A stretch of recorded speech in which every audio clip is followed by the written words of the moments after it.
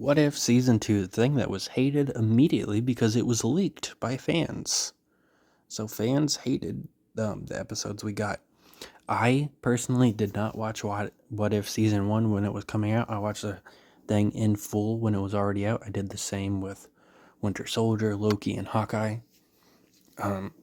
So I don't know what the release schedule is, and I don't care enough to look it up. But for some reason, every episode was released.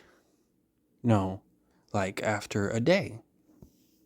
One episode came out on the 22nd, 23rd, 24th, 25th, etc. I don't know if it was because of the hate or what. It's a very weird decision. But, there's some episodes as ridiculous as Happy Hogan Saves Christmas.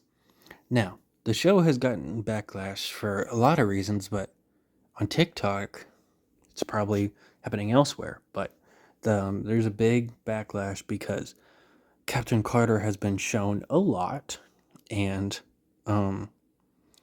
meanwhile, Sam, aka Captain America, hasn't had anything since his TV show in 2021. Which, yes, is pretty shitty, but I don't think they're doing it on purpose. It is very weird that she's being shoved down our throats when it's a what if thing. It's supposed to be a different thing every episode, and here she is in at least 5 episodes out of 9. It's very weird. But I don't think it's on purpose that they're purposely pushing him to the side. Though at the same time, it could be, since he did have at least 2 appearances in season 1 back when he was Falcon.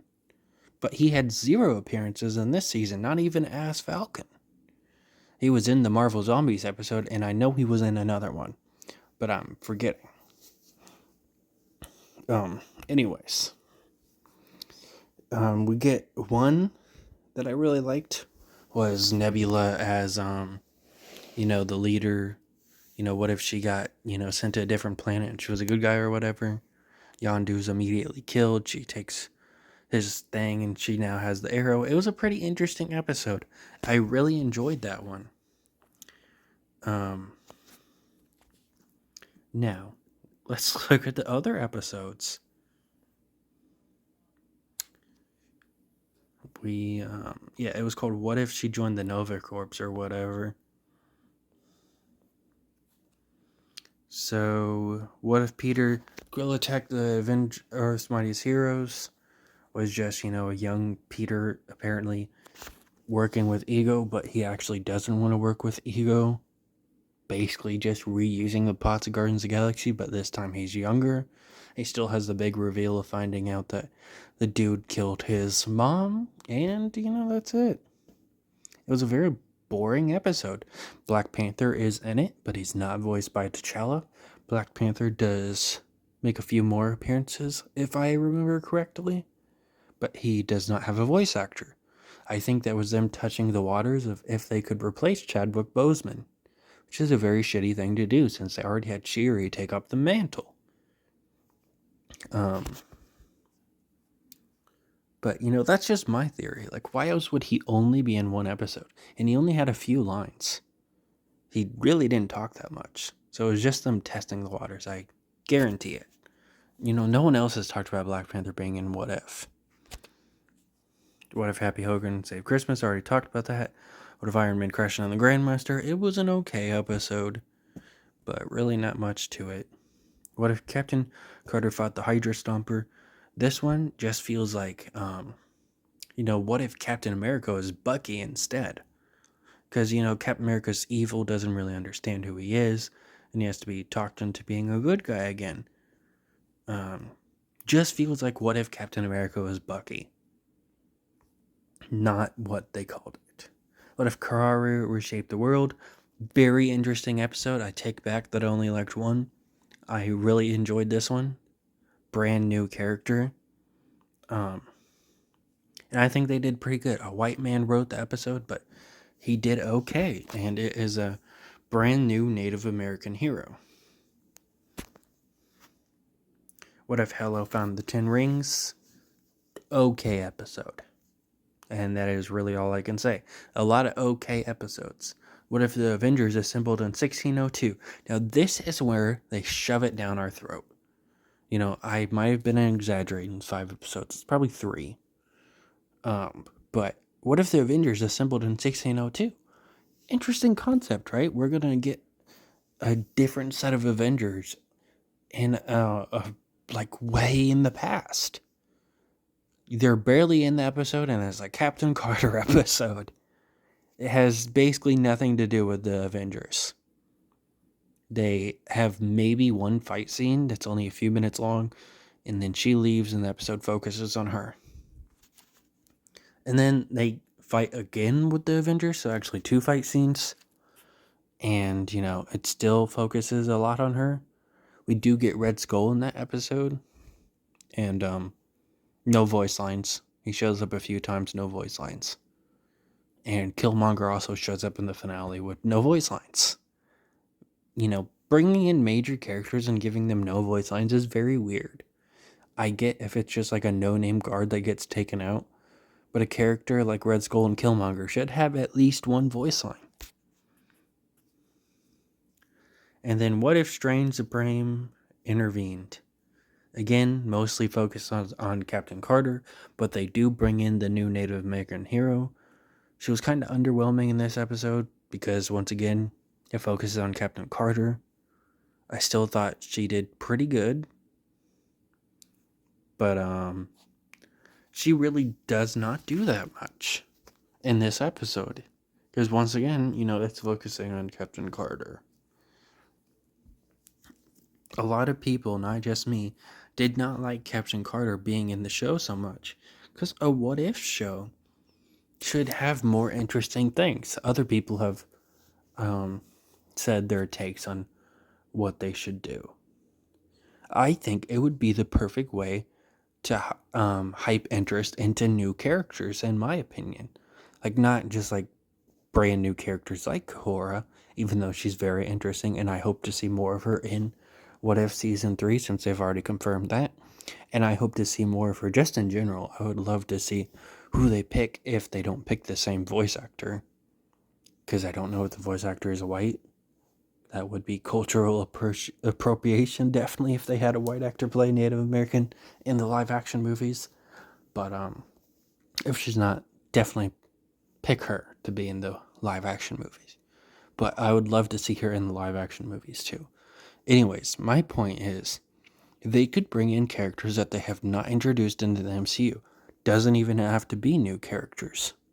You know, we could get characters and villains that we have not seen anymore instead of just them recycling people. Like, oh, look, here's Iron Man, here's this person, here's this person. Half of them are dead, aren't even going to show up in future MCU projects or just have left the thing. Like Captain America, at least Steve Rogers. Bitch, you're gone. You're gone. Why are you here? You know, there's so many characters that aren't going to be in the MCU anymore. In What If? It's kind of dumb. Is there opportunity to bring in new characters? They could bring in Hyperion. They could bring in other people.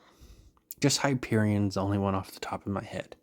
I can't think of MCU characters that aren't in the MCU, because I'll probably forget one, because a lot of MCU interpretations are pretty bad. Just the way they've handled them. A lot of people didn't like Taskmaster, but I haven't seen Black Widow. And, you know, there's a lot of characters in general. There's like some throwaway characters like Batroc the Leaper in Captain America 2. Shows up and gets beaten up. And that's it. So, you know, it would be the perfect way to introduce new characters. And hype interest into new characters. But they don't do that. It would be the perfect way. So, you know, get future MCU projects more excited. Like maybe even the Eternals, since they only have had one movie. Or like other people have been wanting, get fucking Captain America, Sam, in here. Give him a what if episode. Or just give us more interesting what ifs. Like, I don't know. What if Black Widow was the first Avenger? But, you know, to my earlier point, she's dead. She's not going to be any MCU projects in the future. So it would have to be someone else. Fucking do Kate Bishop. Do Miss Marvel, who they just released a new project for. Give her an episode or something. Hell, do, what if there was an all-women Avengers and give a chance for all the women that they're currently putting in projects to star, like Captain Marvel, Kate Bishop, Miss Marvel, Captain Rambeau, etc., etc. Or what if this villain was a hero, which they kind of did that with Hela, but it would be very interesting for them to do that with someone that just seems extremely evil, like Thanos, which they kind of did come into play with in season 1, which kind of breaks their own rule. There's a whole infinite multiverses, so anything can happen. But they broke that rule in, Infinity War, kind of, with Doctor Strange saying there's only one universe where they win. So their probability was really fucking low. But they do end up winning, because, gotta have a happy ending. And then he's a good guy in the Star-Lord episode where T'Challa is Star-Lord. T'Challa apparently talked him down so he didn't erase half the universe, which kind of breaks the whole thing of them only being able to win in one universe. I guess Doctor Strange made a mistake and they won in 2 universes. Does not make sense. But yeah, they could make some really interesting what ifs instead of going fucking Hogan saving Christmas and then shoving Captain Carter down our throats for most of the other ones. A lot of people just aren't interested in her. I thought she was fine. She had by far one of the best lines in my series. In the series, not my series. Best lines in the series, by far, if it was intentional or not, where she's talking to the Watcher and he says that she can't save this planet. And she says, not on my watch. She says, not in my watch to the fucking Watcher. I absolutely love that line. Whether it was intentional or not, that line was my favorite line in the series. But besides that, she was kind of bland. She did have her moments like that line. But overall, she was just fine. I didn't hate her like most people do, apparently. But, definitely wasn't a fan of her being in so many episodes when it's what-if scenarios. We want a bunch of different characters in a bunch of different scenarios. Like Nebula. It was very cool that she got an episode, and she was by far the best episode.